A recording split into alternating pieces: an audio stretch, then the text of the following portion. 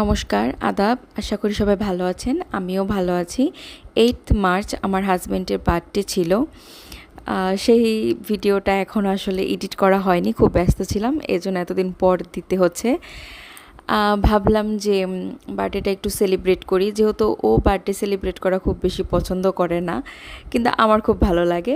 এজন্য আমার আশেপাশে যারা ছিল, মানে আমার মামাতো ভাই ওরা, আর হচ্ছে যে আমার দেবর ননদ, তো ওদের নিয়েই আমরা ছোটরা একটু খাওয়া দাওয়ার প্ল্যান করেছিলাম, যে সবাই একটু মিলে খাওয়া দাওয়া করবো, একটু হই হুল্লা করে কেক কাটবো, এটাই খুব ভালো লাগবে আর কি। আমার খুব ভালো লাগে স্পেশালি।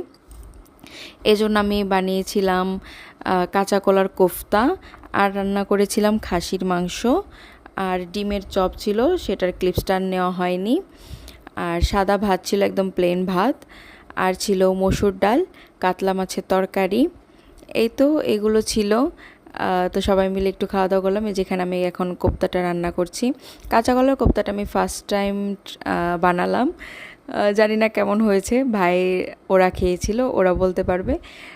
আমি খেয়েছি, আমার কাছে একটু কিছু মনে হয়েছে যে হ্যাঁ ঠিকঠাক করতে হবে, তো আমি নেক্সট টাইম আই হোপ যে সব ঠিকঠাক হবে, ভালো হবে, আরও টেস্ট হবে। আর এখানে 2 কেজি খাসির মাংস ছিল। খাসির মাংসটা আমি অনেকক্ষণ ম্যারিনেট করে রেখেছিলাম।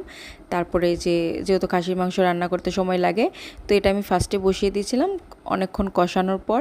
কিন্তু খাসিটা খুব ফ্রেশ ছিল, অনেকটা জলদি হয়ে গিয়েছিল, গলে গিয়েছিল, আর ভালোও লেগেছে আমার খাসির মাংসটা। আর এখানে কাতল মাছ ছিল, বড় কাতল মাছ, এটাও খুব টেস্ট ছিল।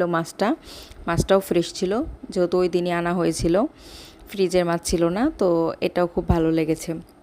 আর কার কার হাজব্যান্ড আমার হাজব্যান্ডের মতন বার্থডে সেলিব্রেট করতে পছন্দ করে না, আমাকে অবশ্যই জানাবেন। জাস্ট আমরা পালন করি বলে আর সব কিছু অ্যারেঞ্জ করি বলে আর কি কেকটা তাদের কাটতে হয়, কেকটা কেটে তারা আমাদের উদ্ধার করে আর কি। তো এমন খারুস আনরোমান্টিক হাজব্যান্ড কার কার আছে অবশ্যই কমেন্ট করে জানাবেন।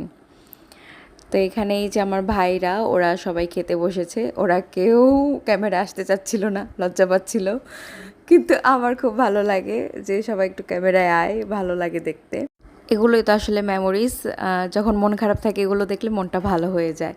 এই সময়গুলো হয়তো আমরা আর ফিরে পাবো না, কয়েক বছর পর হয়তো সবাই সবার কাছে ব্যস্ত হয়ে যাবে। তো যাক, এই হচ্ছে যে কেক কাটালাম তাকে দিয়ে, তো সে কেক কাটলো।